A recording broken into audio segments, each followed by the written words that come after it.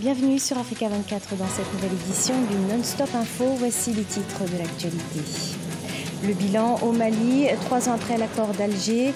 Bilan plutôt mitigé des accords censés sortir le pays de la crise. Néanmoins, le nord du pays est toujours en proie à l'insécurité. Au Cameroun, le plan Boeing de la société Camerco porte ses fruits. Au premier trimestre 2018, la société affiche en effet des recettes en hausse, près de 6 milliards de francs CFA contre 2 milliards de francs CFA en 2017 durant la même période. Et puis en Égypte, faire découvrir la culture par le biais de la religion, c'est ce que propose une troupe de théâtre qui se produit dans le Vieux-Caire. Des jeux d'improvisation, des chants, des percussions et tout cela autour d'un thème, le Ramadan. 3 ans après la signature de l'accord d'Alger le 15 mai 2015, les attaques se multiplient au Mali. L'insécurité devient grandissante au nord comme au centre du pays. Cet accord de paix devait pourtant sortir le pays de la crise sécuritaire et politique qu'il traverse depuis 2012. 3 ans après, que retient-on de sa mise en application? On fait le point avec Mokhtar Bari. Il y a 3 ans de cela, le gouvernement malien et les groupes armés parvenaient à signer un accord de paix après plus de 7 mois de négociations. Cet accord dit d'Alger sert depuis de boussole pour sortir le pays de la crise sécuritaire et politique qu'il traverse depuis 2012. Pour veiller à la bonne mise en œuvre du dit accord, il a été mis en place un comité de suivi qui est aujourd'hui à sa 23e session. Dirigé par l'Algérien Ahmed Boutache, ce comité a engrangé des résultats encourageants selon des observateurs. Parmi les points de satisfaction, on peut parler de l'installation effective des autorités intérimaires dans certaines régions où l'administration malienne était absente. Deuxième point de satisfaction, c'est surtout la volonté des partis à aller vite à la paix. Les partis s'accordent, les violents, ils se réunissent au sein des CSA, à savoir le comité de suivi de l'accord. Le troisième point de satisfaction, c'est surtout la mise en œuvre du MOC.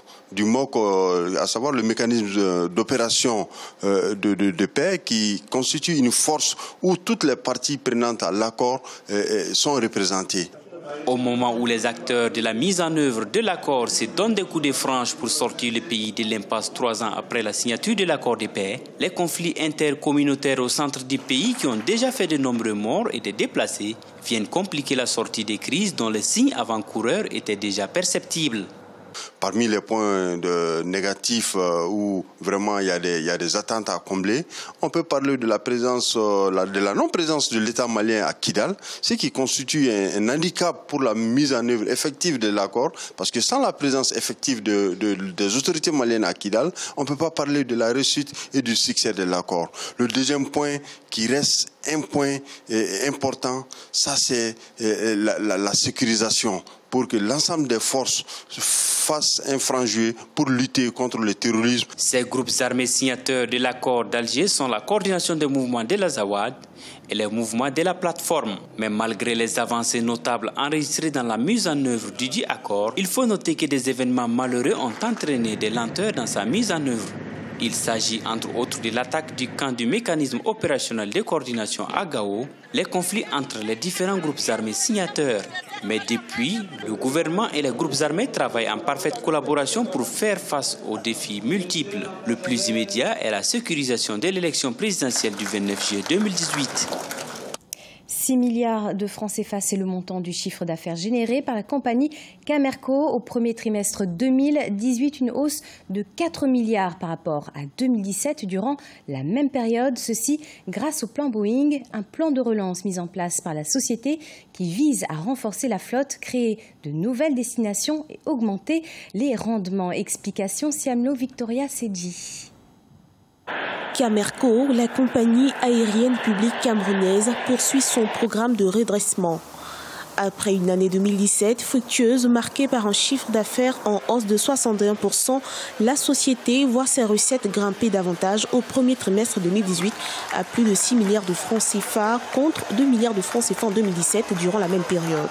Une montée en puissance de la Cameroon Airlines Corporation qui, au bord de la faillite il y a de cela 2 ans, cumulait un déficit d'exploitation de 2 milliards de francs CFA et une dette d'environ 35 milliards de francs CFA. On a mis une stratégie de réduction des charges en place. On a commencé par la fermeture des lignes qui ne rapportaient vraiment pas grand-chose à la compagnie ou alors qui manquait une organisation optimale. Et nous nous sommes reconcentrés à relever notre potentiel national par le Cameroun d'abord. La mise en œuvre d'un plan de relance depuis août 2016 a permis à Camerco de sortir de la zone de turbulence, d'étendre et de consolider son marché en atteignant un taux de remplissage de plus de 60%. En outre, le déficit d'exploitation a chuté à 38 millions de francs CFA. Les recettes mensuelles sont passées de 400 millions de francs CFA à 2 milliards de francs CFA selon les chiffres dévoilés par les autorités. Sur le plan d'investissement de la compagnie, il est prévu 16,7 milliards de francs CFA pour le compte de 2018. Nous sommes au deuxième pan de développement de ce projet et nous allons mettre en place très vite les autres dessertes dans la sous-région. Très bientôt, nous allons reprendre avec Lagos et nous allons faire une continuation sûrement peut-être sur Bamako tel que le prescrit le plan. Il y a l'ouverture de Brazzaville qui ne va pas tarder et plus tard, nous allons voir en troisième étape les autres dessertes telles que l'Afrique du Sud. En moins de 2 ans, le nombre de vols hebdomadaires de la Camerco est passé de 70 à près de 150. Elle revendique désormais des taux de régularité de 88% et de ponctualité de plus de 70%. Déjà 12 destinations, dont 5 régionales, sont desservies par la compagnie qui a annoncé l'ouverture prochaine de 2 nouvelles destinations vers les villes de Lagos au Nigeria et Bamako au Mali. En Afrique du Sud, la direction de plusieurs entreprises publiques sera remaniée. Une annonce du président Cyril Ramaphosa ce jeudi 24 mai, une mesure qui entre dans le cadre de la lutte contre la corruption et qui vise par ailleurs à relancer l'économie du pays. On fait le point avec Solène Duplessis. Remaniement à la direction de plusieurs entreprises publiques sud-africaines, des entreprises publiques endettées et gangrénées par la corruption.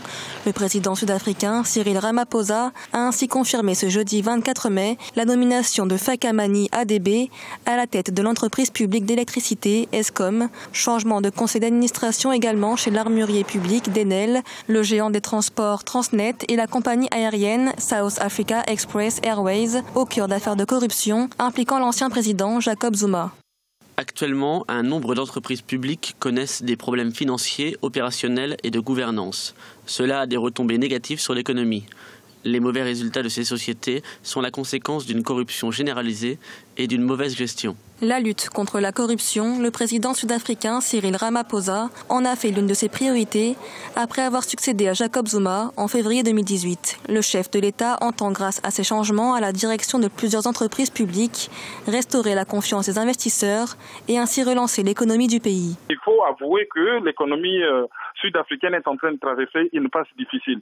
Donc les mesures, ce n'est pas qu'au niveau des entreprises publiques, mais c'est au niveau de toutes les entreprises. Et pour ce qui est des entreprises publiques, la priorité, c'est l'Eskom. C'est l'Eskom qui est la plus grande entreprise.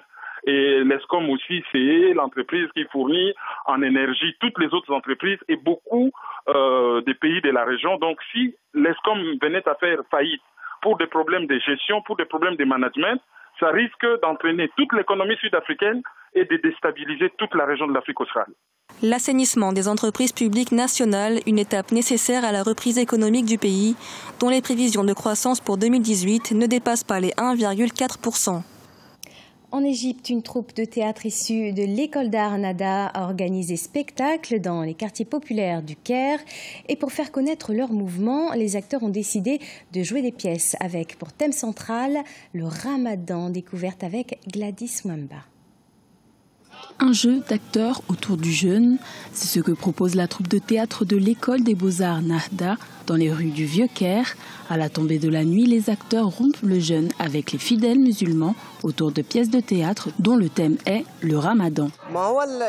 Quand nous avons commencé cette école, nous visions à aider une nouvelle génération de jeunes à atteindre leurs performances. Près de 80% de la population égyptienne se trouve dans l'incapacité d'interagir avec l'art, parce qu'ils n'ont pas accès aux théâtres commerciaux ou nationaux. Et c'est pour cela que nous avons décidé d'une troupe itinérante. Cette initiation à l'art arrive à point nommé en ce mois sacré.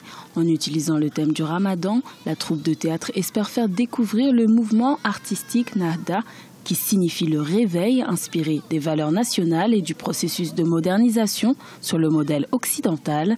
Et la méthode semble fonctionner, cela grâce à des jeux d'improvisation au rythme de chant et de percussion. Tous les enfants sont heureux et mes enfants aussi parce que rien de tel n'a eu lieu ici depuis longtemps. À la dernière pièce, nous nous sommes aussi amusés que les enfants, mais c'est encore plus spécial parce que c'est le Ramadan. Une actualité qui pourrait durer jusqu'au 14 juin, date de la fin du Ramadan. Ce journal a été préparé par l'ensemble de la rédaction. Merci de l'avoir suivi. Dans quelques instants, une nouvelle édition de l'actualité sur Africa 24.